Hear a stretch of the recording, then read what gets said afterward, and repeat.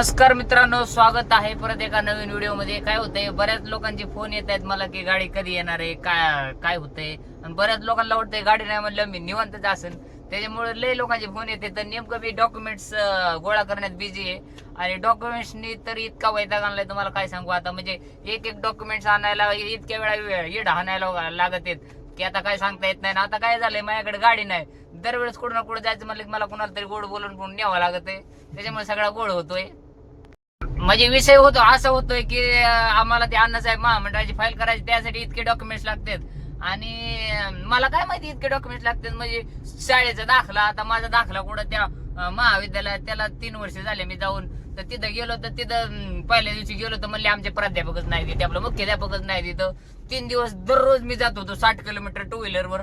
4 wheeler मध्ये मधून 2 व्हीलरवर गेले की असं डोळ्याला वाफा लागायचं. तरी तेवढा संघर्ष करीत मी जायचो 60 किलोमीटर परत यायचो. आणि तिथं गेल्यावर माहित व्हायचं की आज बी नाहीत आले, उद्या ये. आता असं करून 3 दिवस दाखला आणायला लागली मला. परत त्याच्यावर 3 दिवस ते उत्पन्नाचा दाखला काढायला. आणि ते तहसीलचा दाखला लागतो. म्हणजे आपला साधा गावातला तलाट्याकडून दाखला काढावा लागतो. ते बी दुसऱ्या गावात जाऊन तलाठी गाठला.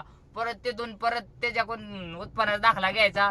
आणि परत कर्जतला जाऊन तहसीलचा दाखला काढायचा, त्याला 3 दिवस लागले. म्हणजे असे 5-6 दिवस तर तिकडेच गेले. आणि कसं एका हेल्पट्यात काम झालं ना काय वाटत बी नाही. पण असं उगाच आता सर्व्हर डाऊन आहे आणि नंतर या असं म्हणलं मग मूड ऑफ होतो, वैताग येतो. आणि म्हणजे आता कसं झालंय, आणि त्याच्यावर परत पुण्याला आलो. गॅरंटर एक तर कोण तयार व्हायना लवकर गाडीसाठी. एक गॅरंटर तयार झाला पण ते आमच्या मुंबईला पाहुणे. पण आता रूम एग्रीमेंट पाहिजे. रूम एग्रीमेंटचा काय विषय की बुवा आमचा रूम मालक आहे पण त्याच्या कोणतरी रिलेटिव्हच्या नावाने फ्लॅट आहे. तर त्या रिलेटिव्हला बळच असं हातापाया पडून आम्ही मंजूर केलं रूम एग्रीमेंट साठी. तर रूम एग्रीमेंटला तिथं गेलं की पहिल्या दिवशी आमचा रूम मालकच नाही जागेवर. आणि आम्ही अंगठे वगैरे रजिस्टर रूम एग्रीमेंट लागतं त्याला. आणि पहिल्या दिवशी आम्ही अंगठे देऊन आलो. परत आमचा मालक ज्या दिवशी आला त्या दिवशी त्यांचा सर्व्हर डाऊन झाला. सगळा बोम. परत आता आज काय, आज आहे शनिवार. शनिवार रविवार आमचा वकील म्हणला की सुट्टी असती. मग आता सोमवारवर गेलंय नियोजन. परत आधार उद्योग काढायला बी तसंच.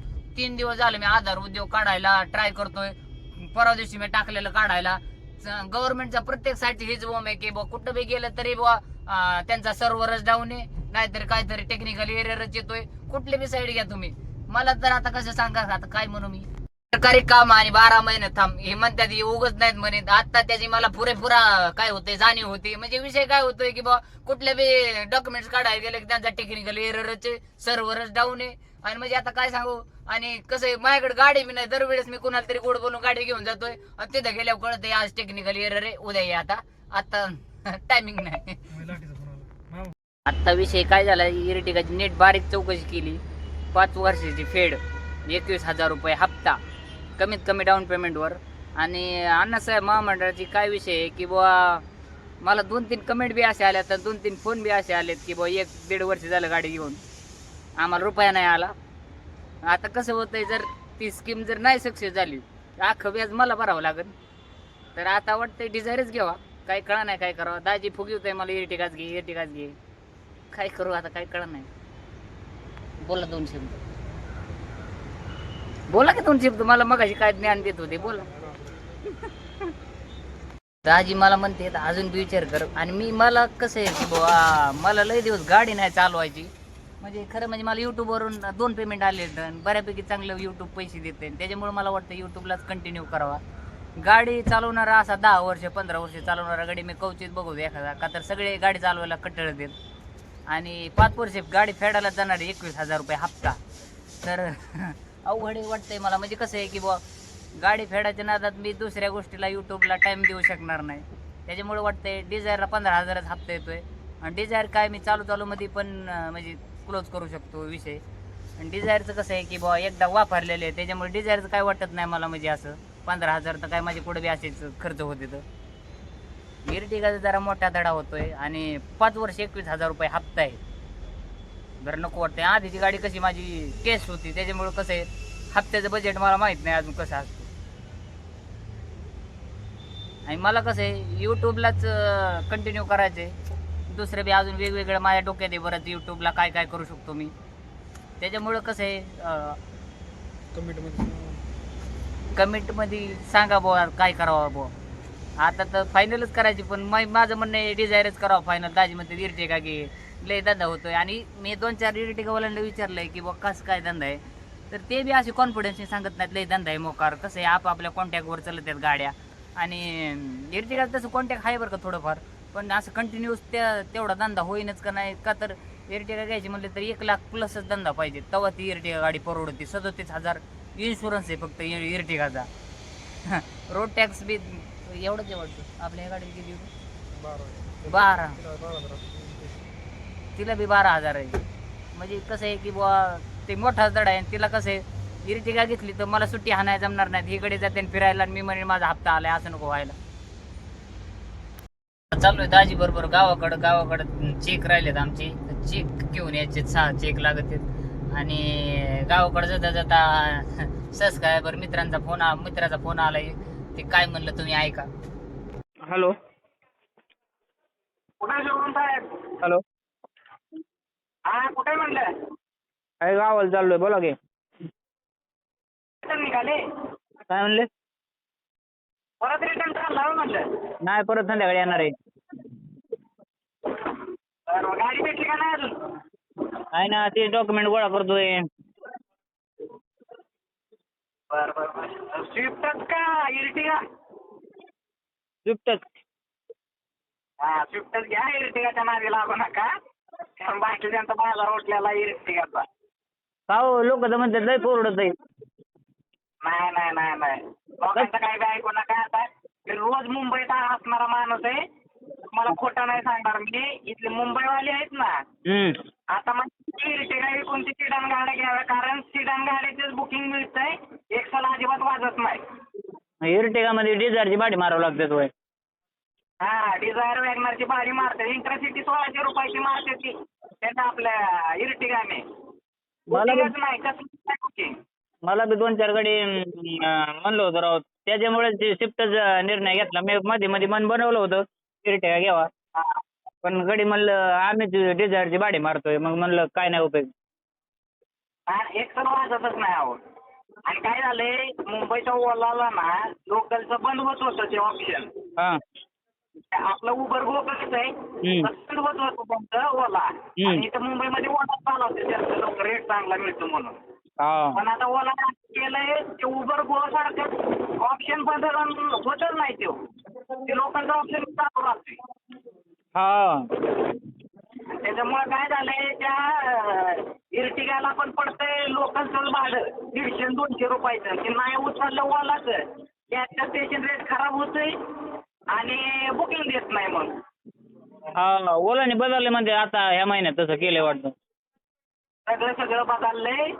त्याच्यामुळे आपलं स्विफ्टच घ्या तुम्ही. काय फरक नाही पडेल. स्विफ्टच आपला चांगला ओके कार्यक्रम होणार आहे. स्विफ्टच फिक्स केली. हे काय आज ते डाऊन पेमेंट भरलं येते लवकरच गाडी.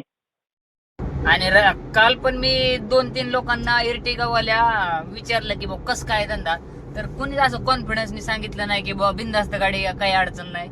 आणि विषय काय मित्रांनो की बाबा इर्टिगा गाडी घेतली तर तुम्हाला असं उभा राहून जमत नाही आणि तुम्ही इर्टिगा गाडीचे भाडे तुम्ही मारले पाहिजे. नाही इर्टिगा घेऊन डिझायरचे वॅगनरचे भाडे मारायला काही अर्थ नसतो. एक्सेल गाडीचं भाडं म्हणजे त्या गाडीत तेच भाडं मारलं पाहिजे का तर डिझायरचे वॅगनरचे भाडे मारता येतात त्याच्यात पण ती समाजसेवा केल्यासारखीच आहे थोडक्यात. त्या गाडीला ॲव्हरेज पण कमी आहे. पेट्रोलवर बाहेर गेले तर पेट्रोलवर पण चालवावं लागते गाडी. पेट्रोल ॲव्हरेज कमी आहे तिला. आणि तुम्ही जर कमी रेटमध्ये किंवा वॅगनरचं भाडं जर इर्टिगा गाडीत मारायची वेळ आली तर अवघड होतं.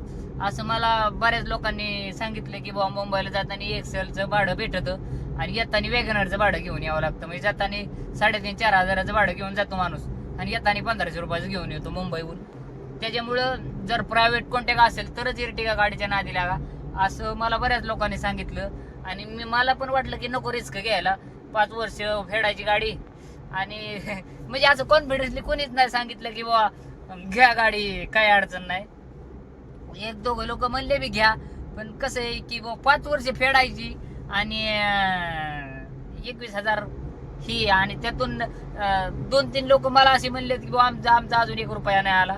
एक दीड वर्ष झालं आमची गाडी घेऊन अण्णासाहेब महामंडळातून आम्हाला 1 रुपया बी नाही आला अजून. त्याच्यामुळे म्हणलं की जर चुकून नाही आला पैसा तर उगं फसावं नको. त्याच्यामुळे डिझायर जरी नाही आला तरी काही फरक पडत नाही. 8.5 लाख तर काय मी 1-1.5 वर्षातच कव्हर करतोय, काय अडचण नाही. 2 शब्द बोला की. दाजींचं म्हणणं होतं इर्टिगा घ्यावा. इतकं फुगून सांगत होते झोपायचं मत आहे म्हणले. काय सांगावा. मला म्हणले मुंबईला गेले की 8,000 शिवाय घरीच नाही यायचं. नुसतं काय सांगावं आता. पण नाही घेतली मी. मला म्हणले तुला नाही हँडल झाली तर माझ्याकडे आणून दे, माझी घेऊन जा. पण डिझायरच घ्यायची आम्हाला. तुमचं काय म्हणणं? बोला तुम्ही, लाज येतात का काय बोला आम्हाला सुसानाच. अरे सुसाना काय सुसाना, मोठ्याने बोलायचं. मला कसं बोलतात, ज्ञान पाहिजे. अजून एक गोष्ट मित्रांनो, की तुमच्याकडे जर गाडी असेल ना तर तुमच्या ओळखीच्या पाळखीच्या 2-4 लोकांसाठी तुम्ही आवर्जून धावून जात जा. का तर आपल्या वेळेस ते धावून येतात, ह्याची मला जाणीव आता लय होती. का तर मी असंच कुणाच्या टायमिंगला धावून गेलो. त्याच्यामुळे आता माझ्याकडे गाडी नाही ना, तर मी एक फोन लावला लगेच कोणी बी येतंय माझ्यासाठी. जसं की विकास शेटे यांची गाडी घ्यायची, मी 8 दिवस मी यांच्या गाडीसाठी पडत होतो. आता त्यांना धंदा टाकून माझ्यासाठी यावं लागतंय नाहीला जाणे. ते म्हणते तुझ्यामुळे आलो नाही तर मला 3,000 धंदा झाला असता. पण कसे टायमिंगला धावून येणारा गाडी पाहिजे, त्यासाठी आपल्या माणसाच्या टायमिंगला जात जा, एवढं नक्की सांगतो मी. नाही तर टायमिंगला गाडी कोणीच देत नाही, कोणीच येत नाही धावून. मित्रांनो, विषय असा झालाय की आता माझा कान दुखत होता थोडा, आणि आमच्या पुढे एक नंबर होता, म्हणजे आमच्या माग नंबर होता. तर त्यांनी रिक्वेस्ट केली की बुवा आम्हाला जाऊ द्या. मला वाटलं काही इमर्जन्सी असेल आणि म्हणून मी जाऊन दिलं. दाजी म्हणते नव्हतं जाऊन द्यायला पाहिजे होतं. तर काय करायला पाहिजे होतं, मी जाऊन द्यायला पाहिजे होतं की नव्हतं जाऊन द्यायला पाहिजे. तिने आपल्याला म्हणायला पाहिजे होतं ना, ती मॅडमला म्हणली. अरे पण मॅडमला का व्हायना, पण समजा इमर्जन्सी असेल तर मग जाऊन द्यायला काय. इमर्जन्सी काय, ती एकटी गेली पण ती दाखवून आणली. हा, ती पोरगी दाखवून आणली, ती बी दाखवून आणली. अरे एकच पॅसेंजर असतं, त्याच्या बरोबर गाडी असतात बाकीचं जोडीदार. दोन चिठ्ठ्या होत्या. 2 चिठ्ठ्या नसत्या. मी बघितलं म्हणून 2 चिठ्ठ्या होत्या. तुम्ही त्या मुंबई सारख्या कस्टमर सारखं करायला लागत. मुंबईचा कस्टमर बी असाच करतो. तिकडे पुढे बोलला 1.5 तास थांबन, पण ते सीएनजी भरायला गेलं की ते म्हणतो लयच गर्दी यायला का, असं होतंय. म्हणजे इकडे सकाळ धरून टाइमपास चालला, इकडे कुठं शोरूमला हिंडन, कुठं काय जेवायला जाण, कुठं काय चल. पण एक पेशंटला पुढे सोडलं म्हणजे दाजी एवढे तापले तर काय सांगावं आता. मी म्हणते जाऊ द्या, इमर्जन्सी असेल. इमर्जन्सी काय लयच धावपळ घाम बिम निघतो, ठीक आहे. इमर्जन्सी काय तिचं काय करायला पाहिजे होतं मित्रांनो, तुम्ही सांगा. जाऊन द्यायला पाहिजे होतं, नव्हतं जाऊन द्यायला पाहिजे. इथं आपण पुण्याला आपल्याला नाही काय इमर्जन्सी. इमर्जन्सी आहे, आपण काय सोडलेले संडे यायचे. तू एकटा असलं निकर म्हणतात, बाकी तुझ्या बरोबर आपल्या बरोबर दुसरा असल्यावर त्याला नाही तळतळ घ्यावा. खवळू नका बरं का. नानाला दुसरं काहीतरी सांग, पण पुण्यालाच माझं चेकबुक आहे, खवळू नका. काय खबर नका.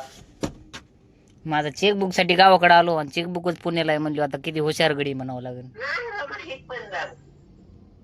माहित झालं. अरे मग दुपार धरून काय आता काय सांगू. आता घर राहिलं इथून फक्त 10 किलोमीटर, आणि इथं दाजी गेले तर बाजार करायला. आणि आता इथं आल्यावर मला घरी फोन करून सांगितलं जरा चेकबुक सापडून ठेवा रे. हे मी आलो इथं, तर घरच्यांचा फोन आला की चेकबुक आम्ही बघितले पण इथं नाही, तो पुण्यालाच नेलेलं आहे. तर आता रूम पार्टनरला फोन करून विचारला बघा बरं जरा सापडतंय का. का तर मी काय चेकबुक आल्यापासून त्याचा एक बी चेक फाडलाच नाही. आणि माझ्या फक्त ते पासबुक टाकलेलंच लक्षात आहे बॅगेत. माझ्या मनात चेकबुक माझं घरीच आहे. आणि आता इथं आल्यावर कळलं मला गावाकडं की बुवा माझं चेकबुक पुण्यालाच आहे. आता माझा असा सत्कार करते दाजी, तुम्हाला सत्कार दाखवतो थांबा. आता काय सांगा, मी बी असा कारनामा केलाय, आता काय सांगू. तसं म्हणा मी कधी बँकेचं चेकबुक 1.5-2 वर्ष आलेलं आणि त्याला हातच नाही लावला कधी. मला कधी गरजच नाही पडली चेकबुकची. पण आता त्यांनी सांगितलं होतं चेक लागत आहे म्हणून, आणि चेकबुक आहे पुण्यालाच आणि मी आलोय गावाकडे ते बी दाजींचा धंदा पडून आणलाय मी चेकबुक आणायला जायचे आता काय म्हणते दाजी काय माहिती काय झालं तुझं चला माघारी का जायचे आपले अर्जंट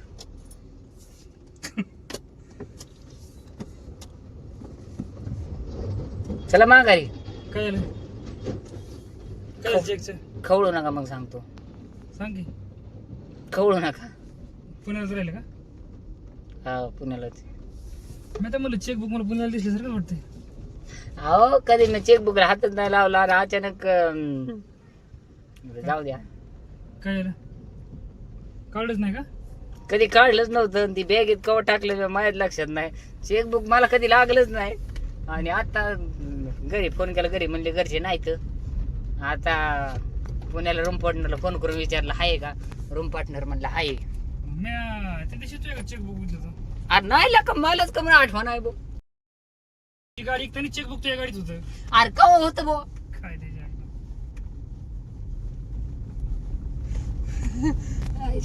बदल डोकायचं का तू चुकून एखादा सक्सेसला सांगितली काय नाही सांगितलं मी जाऊ द्या मी तुला म्हणलं तुझं चेकबुक तर पुण्याला दिसते मला समोर गाव काढलंय जाऊ दे मला फोर फिरायचा नाद होता मग मी आलो फिरायला म्हणलं लय दिवस झालं फिरलेलो तुझं फिरणं आहे पण या असलं कसलं उठफाट्या पोचीचं अरे पण आता काय करतो माझ्या देण्यात असतं मी आलो असतो एखादी कुल्फी तरी गेला का आपल्या जाऊ दे श्रीमंत घेऊ आता इथं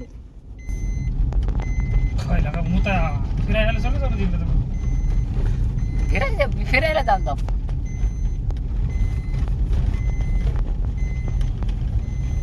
बरं झालं घरी नाही आलो नाही तर घरच्यांनी शिमेच दिली असत्या म्हणले ते तुझ्या आलं तू इकडे ये. मामाला सुद्धा मी चाललो मागायला भाऊ मामाला नका सांगू नाही तर का घोटाळा होईल पुण्याला गेलो पोहोच झाल्या मग सांगू कशाला परत वाटत होतं सांगितलंय मी काय म्हणलं नानाला सांगितलं नानाला सांगायची हिंमतच नाही माझ्या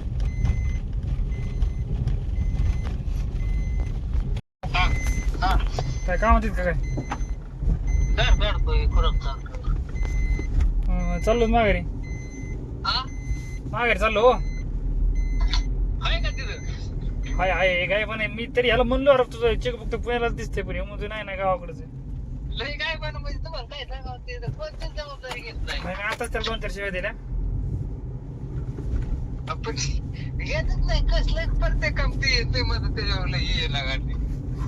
नाही ते काय पण डोक्यावर पडले जरा मेंदूत फरक आहे त्याच्या नाही मी तुझ्या काय बरं. मेंदूत फरक डॉक्टर सुद्धा मला दहा पण घाल पुढच्या पारची माझ्याकडे मग आता डॉक्टरकडे आला एखादा म्हणतोय डॉक्टर मी जरा थोडं पावती राहिली तिकडे मी पुण्याहून डायरेक्ट अचानक आलो असं झालं तसं तिथं गप उभं राहिले डॉक्टर मध्ये पुढच्या पारची दहा पण घालून ये पॅन कार्ड पुढे तिथं खोलीव आणि कोणतं अजून काय कागद खोलीव पुढं काय त्याला कळतं का अरे माझ्या गाडीत सगळं असतं बुवा गाडी इकली सगळं माझं ते 7.5 लागली माझ्या माग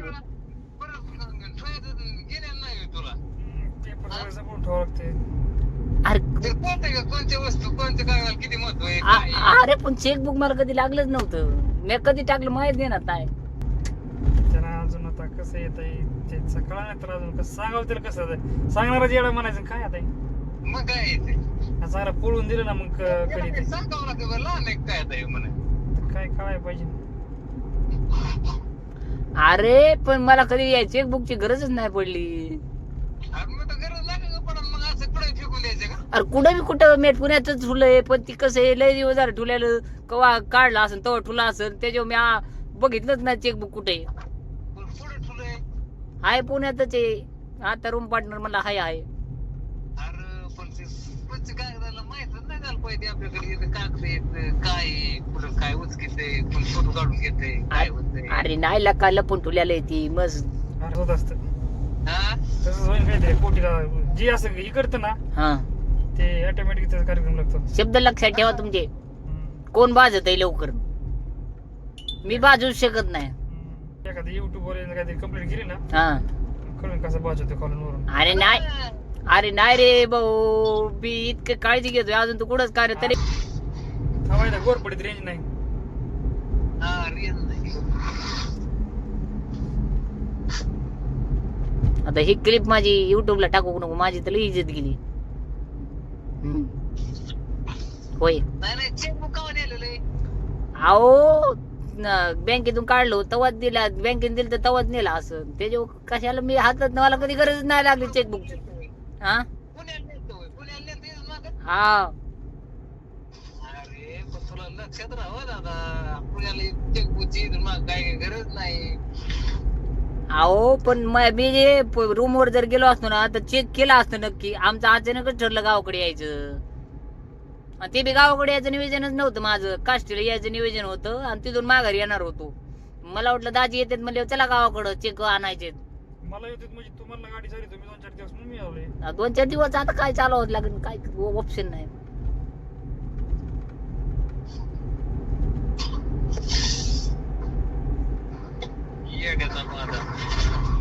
जाऊन द्या आता, येडा म्हणा सोडून दिलेला म्हणा. थांबा आता तो युट्यूब पावर दाखवतो तुम्हाला, दाखवतो थांबा.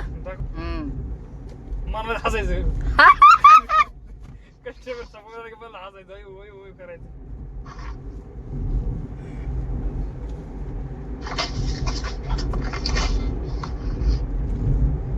आता येड्याच्या नाही दिला मी येडाच असतो करायचं काय. काय गप्पा रे कोण शे ना असतो तेव्हा. बरं जर ते बिटकडीत नाही गेल्या फोन केला. नाही म्हणलं घरी आल्यावर काहीतरी तमाशा होऊ शकतो, त्यामुळे इकडेच करावा. लय नका टेन्शन घेऊ, बळत 300 रुपयाची इंजिन आहे जळला.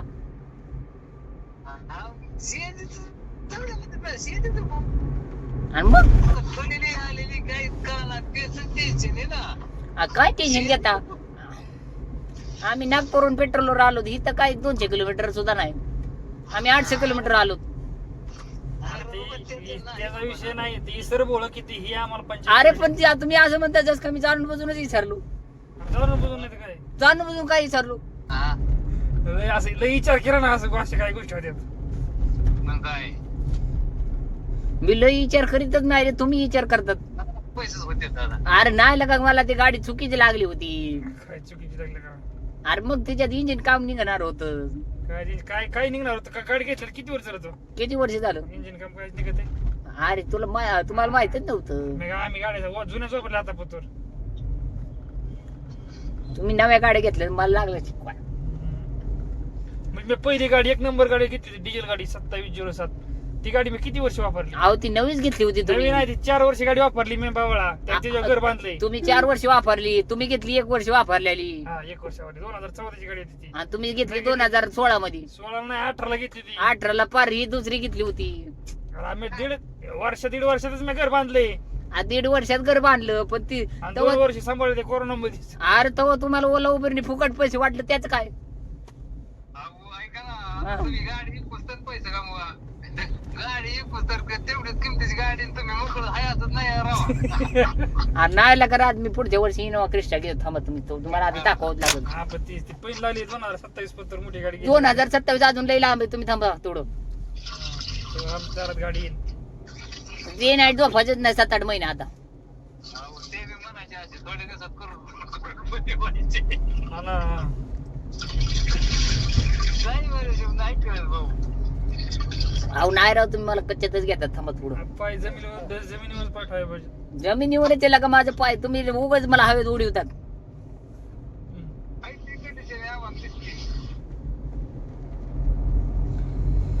उगा माझ्याकडून पहिल्यांदा चूक झाली ना, इथून माग मी किती सभ्य पोरगा आहे. तसं ते जवळच्या माणसालाच किंमत नसती. जवळच्या माणसाला माहिती आहे तू काय करतो. अरे मला आजपर्यंत एक सुद्धा कस्टमर म्हणला नाही की तू गाडी चुकीची चालू होतो. एका सिटी गाडीत बसला की म्हणतो तू ब्रेक दाबीतो, जोरात टनच हाणतो. खड्डा आलाय, मला आजपर्यंत कोणी सांगितलं नाही खड्डा आलाय म्हणून.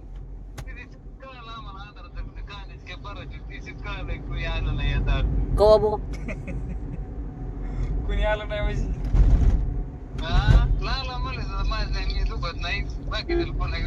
अरे मग तुम्ही पुण्यात राहणार गाड्याला एकाएकीच राहणार कोचल्यावर कसं व्हायचं बो. पुण्यात राहणाऱ्या माणसाला एकाएकीच राहणार कोचल्यावर कसं व्हायचं. आपण म्हणायचं ना, आपण 1 तासात लागेल, आपण 3 तासात भरू. अरे 3 तासात काय, कांद्याची टाली भरायची ती बी रातची. अहो माझे एवढं करून दाखवा तुम्ही, नॉन स्टॉप मुंबईला गाडी नेऊन दाखवा. हा इकाल शेट्टी 10 वर्ष गाडी चालली, अजून हैदराबाद बघितलं नाही.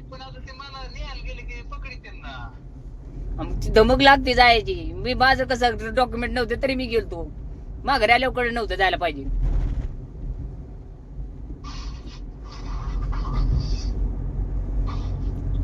बुद्धी बारीक पडली हो. अहो बुद्धी बारीक काय, माझ्याकडून गाडी बंद पडायची तरी मी मुंबईला गाडी घेऊन गेलतो. कस्टमर म्हणायचं काय होतंय, मी म्हणा सीएनजी कमी आहे.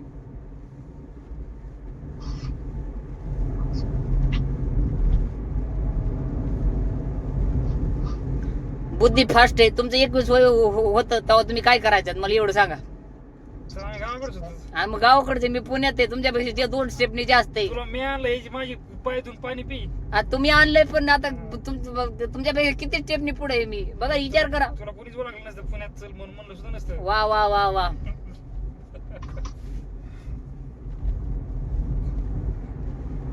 तुमचं आता वय किती आहे मला सांगा. 30. माझं जेव्हा 30 वय असेल का, माझी दारात फॉर्च्युनर उभी असेल, पुण्यात एक बंगला फ्लॅट, कुठं ते बी कोरेगाव पार्क मध्ये, नाही तर कुठं तरी विमाननगर मध्ये. मी असंच म्हणायचं. तुम्ही असंच म्हणा, तुम्ही तुमच्या धमक नव्हती, माझ्या धमक आहे. गावाकडे घर बांधले.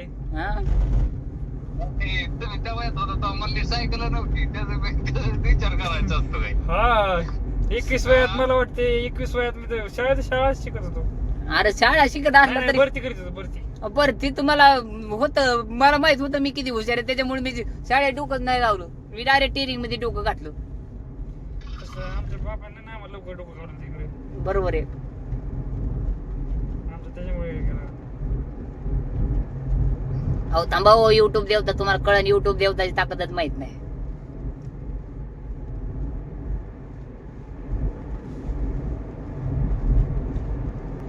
कोणते गेला दादा. आता रेल्वे फाटक. मग काय मग कष्ट नोकरी करायला आता परत पाठच्या पुढे गेला असता. ह्याला काय पण मगच कळत नव्हतं फोन लावायचं. अरे मला नाही, टायमिंगला नाही बुद्धी येत, लेट बुद्धी चलती. गाडी बंद पडल्याच्या पुढे मी इंजिन चेक करतो. आता काय म्हणावं याला. ऐकलं गे रे. हो सारखं कवळतो काय कवळायचं काय नाही बरोबर आहे. अरे मी गावाकडे राहिला असतो, मला याड लावला असतं या गाड्यांनी. नाही बघ आता सोडून तिला म्हणले असते. तिकडे गेला ते आमच्या मागे मागे पिसळ कमी झाली. उलट आम्हाला तुम्ही येत होता काम सुधरत नव्हतं. हा टायमाला गाडी घेऊन जायचं होतं आम्हाला, मोकळा पाय जावं लागायचं तिकडे. हा आताचं टायमिंग सगळं मोकळंच वातावरण भेटलं तुम्हाला. मग काय तसं जात कसं आहे, गुळाची किंमत गाढवाला नसती, माणसाला असती. तसंच आहे तुमचं. हा खरे सोन्याची ओळख सोनारालाच होती.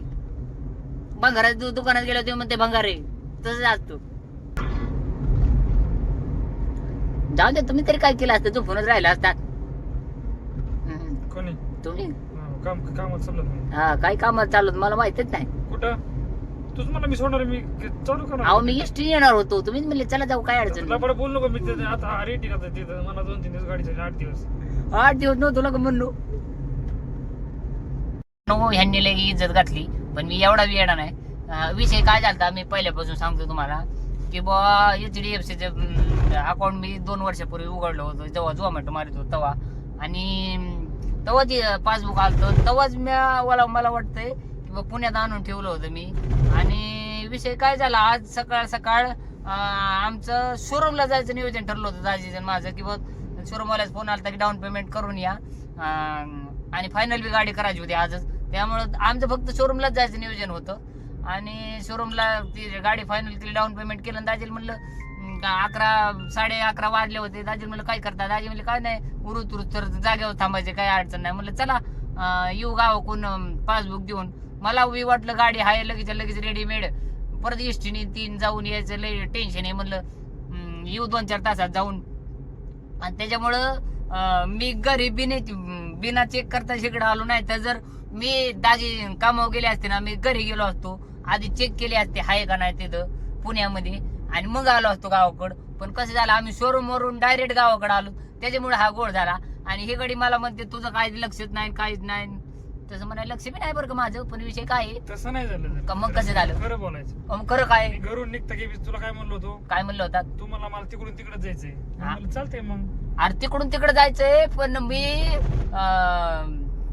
एसटीने जाणार होतो बॅग घेऊन जाणार होतो. तू तिकडून तिकडे जायचं म्हणत होता मग तू बॅग का नाही घेतली अरे बॅग का नाही घेतली कारण मला ते विसरला ना तू अरे नाही नाही परत रिटर्न यायचं होतं मला बॅग. मग तू तवाच म्हणायचं ना मला जायचं घरी यायचंय नाही नाही नाही नाही तसं नव्हतं झालं. मग मी तुम्हाला शोरूम मधून तू तुम्हाला मला मी तिकडून तिकडे जाणार आहे आज तिकडून तिकडे जाणार आहे असं म्हणलं होतं मी. पण बॅग नव्हती रे घेतली. मी घरी जाणार असतो बॅग घेतली असती की नव्हती. तुम्हाला मी तू काय म्हणला होता मला मी तिकडून तिकडे जाणार आहे ती बॅग घ्यायचं का नाही तुझा प्रश्न आला. तो बॅग घ्यायची मला इमानलाच नाही. अरे पण मी परत माघारी येणार होतो शोरूम वरून. मग तू मामा घरी यायचं मग मला काय म्हणायचं चल म्हणून मला वाटलं आलात तर आलात. मला काय माहित तुम्ही तयारच बसल्यात गावाकडे यायला. तूच म्हणला मी 2-4 दिवस गाडी 8 दिवस गाडी चालली मग मी म्हणलं चल चल मग 8 दिवस तो थोडं म्हणलं 2-4 दिवस म्हणलं होतो. तसलं काय चिडक्यावानी करायचं एक तर माणूस काम पडून येते. ठीक आहे चला व्हिडिओ आवडला तर लाईक शेअर सबस्क्राईब करा. आणि ह्यांनाच काही डोक्यात भाग नाही मला म्हणते तुला काय कळत नाही. म्हणजे गाडी इकायला घेऊन द्यायला आम्हीच इकायला आम्हालाच पुढे घाला घ्यायला आम्हालाच पुढे टाकला आणि आम्हालाच काय येणार नाही. म्हणजे आम्ही आमचं काम धंदा पुढे तुमच्या पुढे आम्ही इट घेऊनच येत. कोण तुम्हाला शहाणं म्हणते मला सांगा. चालतंय राहिलं कॅन्सल आमचं. उद्यापासून तुला कशी गाडी घ्यायची की शोरूमला जा डिपॉझिट कर काय कर सगळं झाले आता फक्त डिलिव्हरीलाच जायचं. तिसऱ्या अजून बी